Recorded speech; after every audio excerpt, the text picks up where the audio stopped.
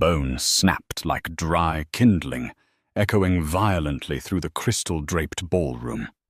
Screams erupted instantly, before Chloe could process the shattered jaw of the man who had just grinned at her, heavily tattooed arms wrapped around her thick waist. Dawson hoisted her heavy frame, stepping over the twitching body. Friday mornings always brought a familiar ache to Chloe Henderson's lower back. Standing at 5'4" and weighing a solid 265 pounds, she was intimately aware of her size. She was fat. There was no sugarcoating it, no polite euphemism that changed the reality of her wide hips, her heavy thighs, or the soft, pronounced curve of her belly that pressed against the stainless steel prep tables of her bakery. Society had spent her entire 24 years reminding her of her space in the world, usually by asking her to shrink it. But inside the walls of Sugar and Rye, her small bakery in the gentrifying harbor district of South Boston, Chloe took up exactly as much space as she pleased. Her hands, dusted with flour, worked the heavy brioche dough with rhythmic, punishing force. Baking was an exact science, a predictable comfort in a life that had suddenly become dangerously chaotic. That chaos had a name, and it usually wore a $3,000 tailored suit. Dawson Ward. To the local police, Dawson was a person of interest in a string of racketeering cases. To the criminal underworld, he was the undisputed boss of the Ward Syndicate, a brutal, highly organized Irish-American Mafia faction that controlled everything from the docks to the underground casinos. To Chloe, he was the terrifyingly quiet man who had walked into her bakery 2 months ago, ordered a black coffee and a single raspberry tart, and left a crisp $100 bill in her tip jar. He had come back every Tuesday and Friday since. The bell above the bakery door chimed, cutting through the jazz playing on the radio. Chloe wiped her forehead with the back of her forearm, leaving a streak of flour across her brow, and turned around. The breath hitched in her throat, lodging there like a stone. Dawson stood in the doorway. He was a massive man, standing 6'5", built like a heavyweight boxer poured into charcoal wool. His dark hair was slicked back, and a faint, jagged scar cut through his left eyebrow, a permanent reminder of his violent ascent to power. 2 of his men, suit-clad mountains themselves, remained outside on the pavement, their eyes scanning the street. "Morning, Chloe," Dawson said. His voice was a low, gravelly baritone that vibrated right through the soles of her flour-dusted shoes. "Good morning, Mr. Ward," she replied, her voice wavering slightly. She hated how small she felt around him, despite her size. Most men looked past her, or looked at her with a thinly veiled cocktail of pity and disgust. Dawson looked at her like she was the only meal he had been allowed to eat in a month. His dark, calculating eyes tracked her every movement, lingering on the heavy swell of her breasts under her tight apron, trailing down to the thick curve of her hips. "Just Dawson," he corrected gently, stepping up to the glass display case. The scent of expensive sandalwood and faint cigarette smoke overpowered the smell of yeast and vanilla. "You're working early today." "Got a big catering order for tomorrow night," Chloe said, wiping her hands on a towel. She refused to meet his eyes, busying herself with the espresso machine. "Some private event at the Oakhaven estate. 200 custom pastries." Dawson's jaw ticked. He knew exactly what event she was talking about. It was his event, the annual Ward Syndicate high-stakes poker tournament and charity gala. A front for washing millions in illegal gambling revenue. "I know the event," Dawson said softly. He leaned against the counter. "Your brother Tommy secured the contract for you, didn't he?" Chloe's hands froze on the portafilter. The color drained from her face. She looked up, finally meeting his intense, obsidian gaze. Yes. Tommy said he knew the organizers. He said it was a good opportunity for my business. A dark, dangerous shadow crossed Dawson's face, though his posture remained casually relaxed. Tommy Henderson was a degenerate gambler. He owed the Ward Syndicate $65,000. Tommy had begged Dawson's lieutenants for a reprieve, offering his sister's catering services for the gala as a down payment on the interest. Normally, Dawson would have ordered Tommy's kneecaps shattered with a titanium bat. But the moment Dawson had learned the baker in question was the soft, plus-size girl he had been quietly obsessing over for 2 months, he had halted the hit. "Tommy is a man of many connections," Dawson murmured, the sarcasm entirely lost on Chloe's panic. He reached across the counter. Chloe instinctively flinched, expecting violence, but his large, calloused hand simply cupped her jaw. His thumb, rough and warm, brushed the streak of flour from her cheek.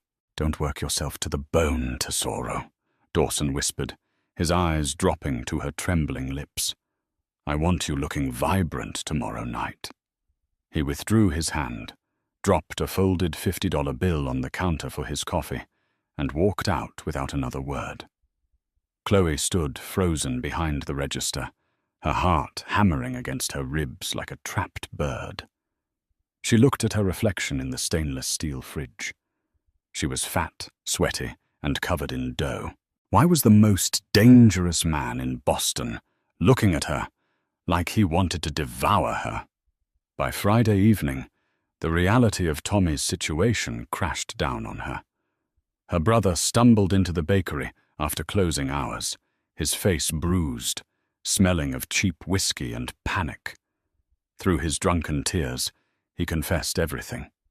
The debt, the threats, the fact that the catering job wasn't just a gig.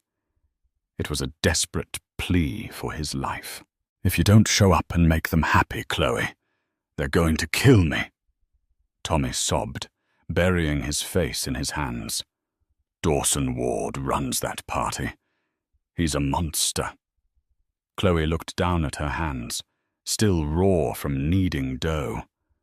A cold, heavy dread settled in her expansive stomach. Dawson wasn't just a regular customer. He was the boss holding her brother's life in his hands.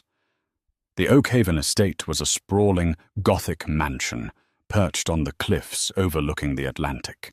By 9 p.m. on Saturday night, the grand ballroom was swarming with Boston's most elite, corrupt, and lethal figures. Politicians rubbed shoulders with cartel distributors, while waitstaff in crisp tuxedos carried silver trays of champagne and blood money. Chloe stood behind the massive 20-foot dessert banquet she had painstakingly arranged. Towers of delicate macarons, rich chocolate ganache tarts, and spun sugar cages gleamed under the crystal chandeliers. She felt utterly humiliated.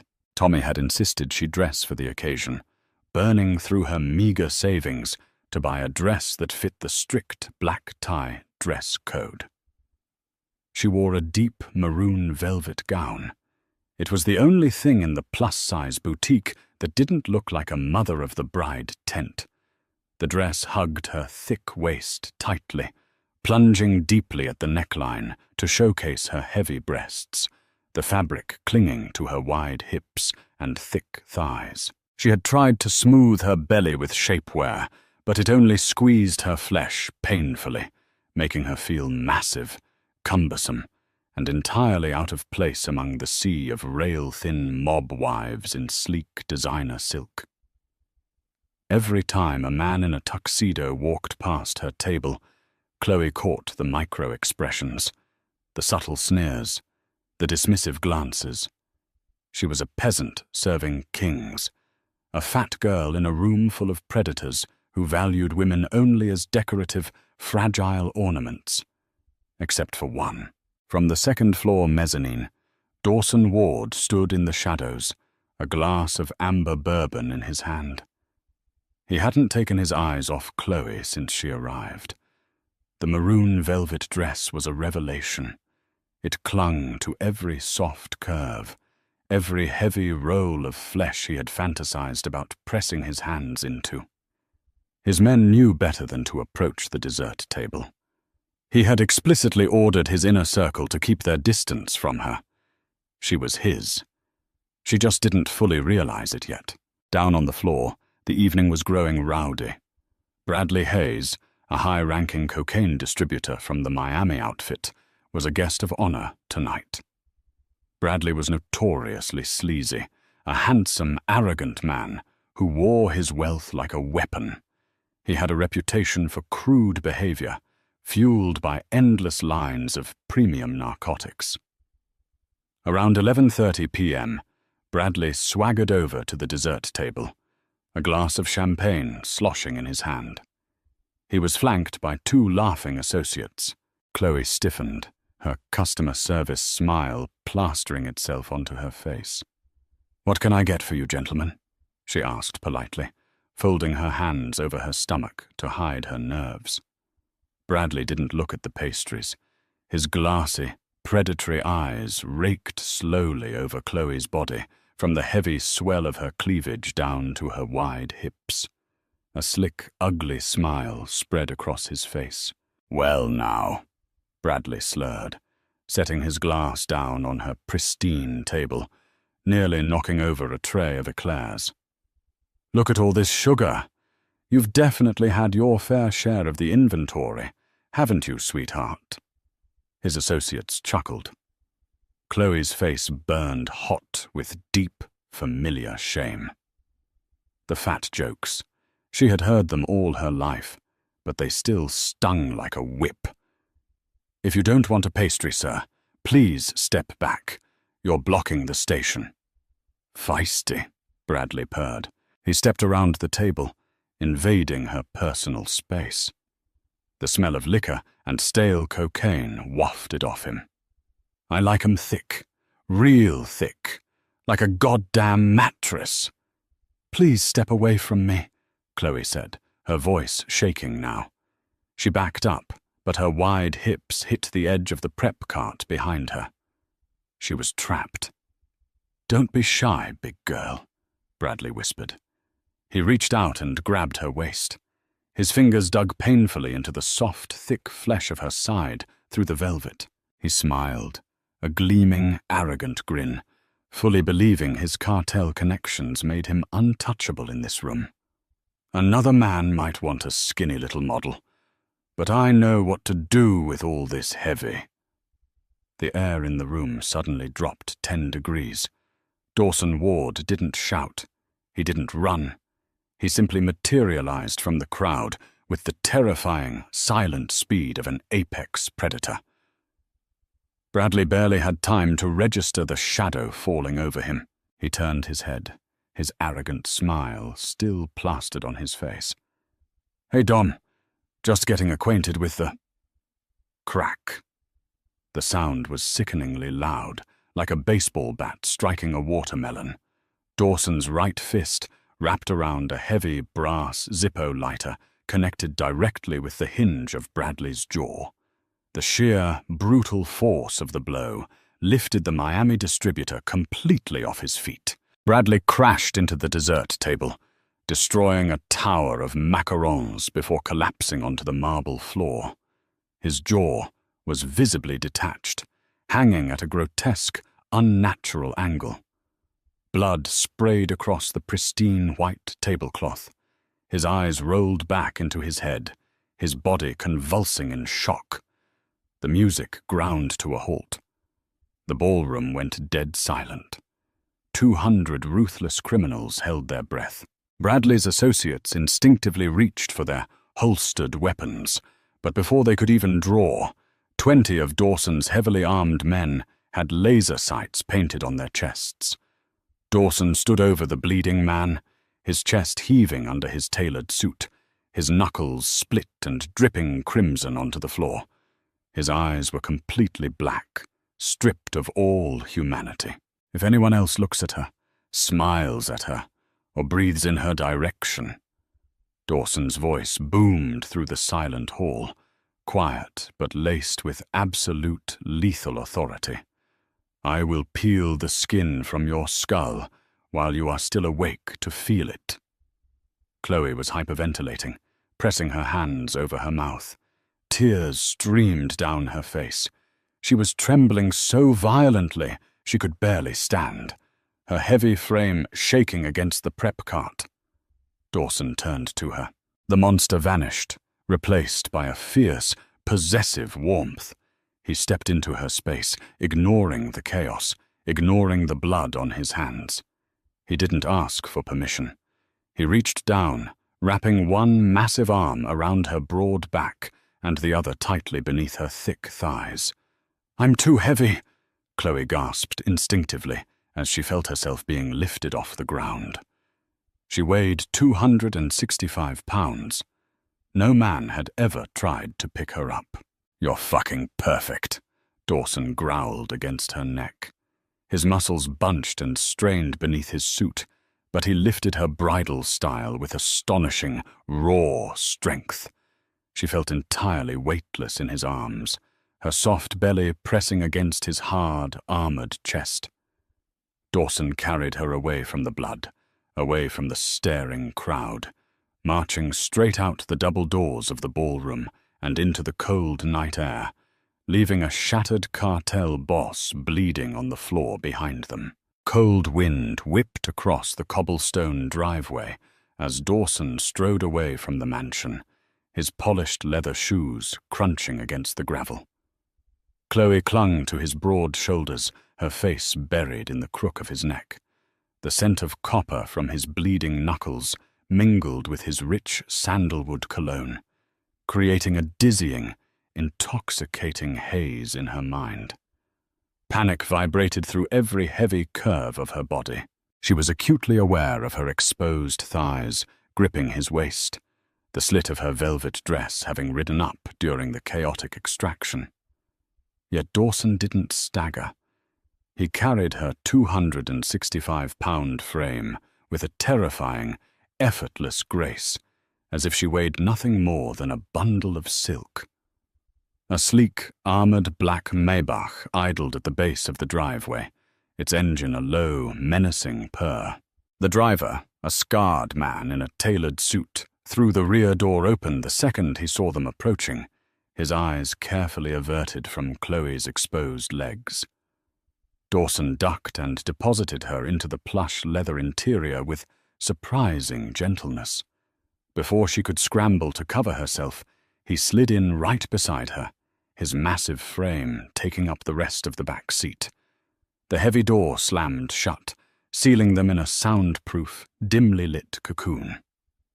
"Drive. The penthouse," Dawson commanded. The car surged forward instantly, leaving the flashing lights and impending chaos of the Oakhaven estate behind. Chloe pressed herself against the opposite door, her chest heaving. The adrenaline was beginning to crash, leaving behind a cold, sharp terror. She looked at his hands. The skin over his knuckles was split, stained deep crimson with Bradley Hayes's blood. You broke his jaw," Chloe stammered, her voice cracking. "He's going to kill you. They're going to kill my brother. Tommy owes you. And now you've started a war over—" "Quiet," Dawson interrupted, his voice a low, vibrating rumble that commanded immediate obedience. He reached into a hidden compartment, retrieving a first aid kit and a clean linen towel. He wiped the blood from his hands with methodical, chilling calmness. "Don't tell me to be quiet," Chloe suddenly snapped, the sheer absurdity of the night snapping her fragile tether to reality. Tears of frustration spilled hot down her cheeks. "Do you have any idea what you've done? That man is a cartel boss. And you hit him because... Because what? He made a fat joke? I've been dealing with pigs like him my whole life. I didn't need you to shatter his skull." Dawson stopped wiping his hands. He tossed the bloodied towel onto the floorboard and turned to her.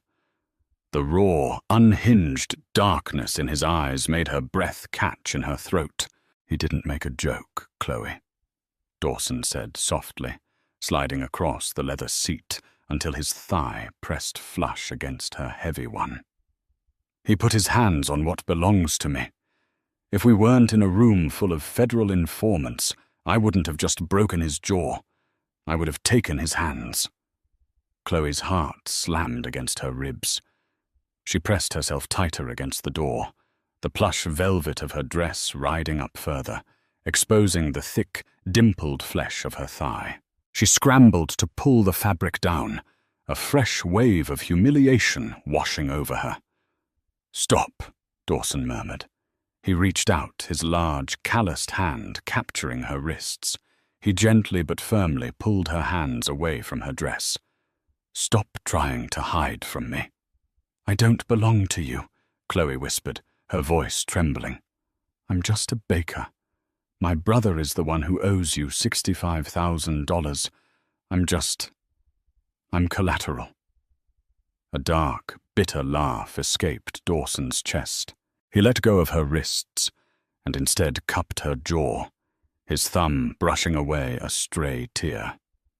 "Tommy's debt was erased the moment you walked into that ballroom tonight," Dawson confessed, his gaze dropping to the deep plunge of her neckline, watching the heavy, rapid rise and fall of her chest. "The 65,000 was nothing to me. But when my lieutenants told me his sister was the beautiful, stubborn baker from South Boston who handed me my coffee every Tuesday, I used it. I used his pathetic gambling problem to force you into my world. Because every time I walked into your shop, you wouldn't look at me. You hid behind your aprons and your counters." Chloe stared at him, completely paralyzed. "You manipulated my family's life just to get me into a room?" "I would have burned the city to the ground to get you into that room," Dawson corrected quietly. His hand slid down from her jaw, trailing along the thick column of her neck, over her collarbone, and resting heavily on the soft, pronounced curve of her waist. His fingers dug slightly into her plush flesh, possessing it, claiming it. "I've watched men look past you," Dawson continued, his voice dropping to a gravelly whisper. "I've watched you try to shrink yourself, wearing those baggy sweaters, pulling at your shirts. It drives me insane. You are a goddess, Chloe. I don't want fragile. I don't want bones. I want a woman I can bury my hands in. Every heavy, beautiful inch of you." Chloe gasped as he leaned in, his lips brushing against the sensitive skin beneath her ear. Nobody had ever spoken to her like this. Nobody had ever looked at her wide hips and thick waist and seen power. They had only ever seen a punchline, but the terrifying Mafia boss holding her didn't see a flaw. He saw a feast. "The Miami cartel will retaliate," Chloe whispered, closing her eyes as his warmth enveloped her. "Let them," Dawson growled against her skin, his hand sliding up to grip the back of her neck. "I am the king of this city, and tonight they just met their queen." The fallout was immediate and catastrophic. For 4 agonizing days, Chloe was confined to the sprawling luxury of Dawson's glass-walled penthouse overlooking the Boston skyline. She was guarded by heavily armed men who treated her with absolute, terrifying reverence. Dawson was rarely there. The city had descended into a shadow war. Bradley Hayes had survived the blow, his jaw wired shut in a private hospital, but his cartel had demanded blood. Sirens echoed through the nights, and the local news was flooded with reports of unprecedented gang-related violence at the docks and warehouses. Despite the velvet cage she found herself in, Chloe felt a strange, terrifying sense of belonging. Dawson's men brought her whatever she needed: baking supplies, new clothes, comforting words. But she missed her bakery. She missed her sanctuary. On the evening of the 5th day, the skyline was stained orange by the setting sun when the penthouse elevator dinged. Dawson stepped out. He looked exhausted. His suit jacket was missing. His white shirt was stained with soot and dark, suspicious splatters, and a fresh cut bled freely over his cheekbone. Chloe dropped the mixing bowl she was holding in the massive kitchen and ran to him. The heavy thud of her bare feet against the hardwood floor echoed through the penthouse. She didn't think about her size, her wobbly thighs, or the oversized t-shirt she wore. She just threw her arms around his thick waist. Dawson groaned, a sound of pure relief, and buried his face in her hair, his arms locking around her broad back, pulling her soft stomach flush against his hard abdomen. "You're hurt," she breathed, pulling back to inspect his face. "It's over," Dawson said, his voice raspy and completely drained. He leaned into her soft touch as she wiped the blood from his cheek with her thumb. "Bradley Hayes is no longer a problem. The Miami outfit has withdrawn entirely. The city is secure." Chloe let out a shuddering breath, resting her forehead against his chest. "Thank God." Dawson's hands slid down to cup her heavy, wide hips. He squeezed her plush flesh, grounding himself in her reality. But there was a shadow in his eyes, a hesitation that sent a spike of dread through her heart. "There was collateral damage," he said quietly. Chloe stiffened. "Tommy?" "Tommy is safe. He's on a plane to Dublin right now, far away from any casinos," Dawson assured her quickly. He took a deep breath. "But Bradley's men, before we cornered them, they went after what they thought I loved most. They didn't know you were here." Chloe's blood ran cold. "My bakery." Dawson nodded slowly. "They firebombed it, Tesoro. It's gone, burned to the foundation." The air was sucked from Chloe's lungs. Sugar and Rye wasn't just a building. It was her identity. It was the only place in the world where she hadn't felt judged for the space she took up. Her knees buckled under her heavy frame. Dawson caught her instantly, refusing to let her fall. He swept her up into his arms, carrying her to the massive velvet sofa in the center of the living room, pulling her into his lap. He cradled her large frame easily, letting her cry into his ruined shirt. "I lost it," she sobbed, her thick body shaking with grief. "I put everything into that place. It was all I had." "No," Dawson said fiercely, his hand stroking her hair. "You have me. You have everything I own." He reached into his pocket and pulled out a thick, folded sheaf of architectural blueprints, stained slightly at the edges with ash. He placed them on the glass coffee table in front of them. Chloe wiped her eyes, looking down at the papers. They were detailed designs for a massive, state-of-the-art commercial bakery. It was 3 times the size of her old shop, located right in the heart of the upscale financial district. "I bought the property yesterday," Dawson murmured, pressing a kiss to her temple. "The contractors start pouring the foundation tomorrow. It's yours, Chloe. Every brick, every oven. I will build you an empire of sugar and glass, right in the center of my city, where everyone will know exactly who you are." Chloe stared at the blueprints, overwhelmed by the sheer magnitude of the gesture. "Dawson, I can't accept this. This is millions of dollars." "You don't have a choice," he growled playfully, his hand sliding under her shirt to caress the soft, warm skin of her stomach. "I destroyed your quiet life. I dragged you into the blood and the dirt. The least I can do is build you a castle to bake in." He shifted, gently nudging her until she was straddling his lap. Her heavy thighs bracketed his hips, her soft, generous curves pressing down against him. For the first time in her life, she didn't try to pull away. She didn't apologize for her weight. She sat tall, looking down into the eyes of the most dangerous man on the East Coast, seeing nothing but utter devotion.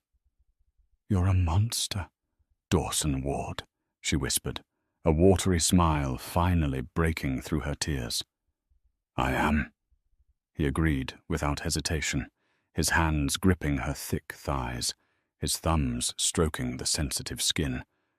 "But I am your monster, and I will burn the world down before I let anyone make you feel small again." He pulled her down into a bruising, desperate kiss. It was a vow sealed in blood and sugar.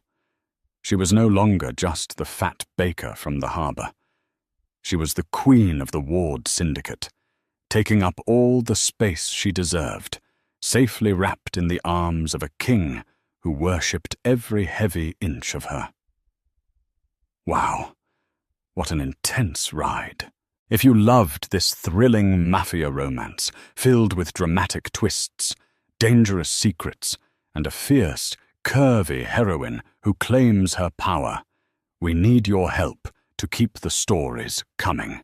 Please hit that like button, share this video with your friends who love spicy, high-stakes drama, and don't forget to subscribe to our channel for more heart-pounding audio stories. Your support means the world to us. See you in the next one.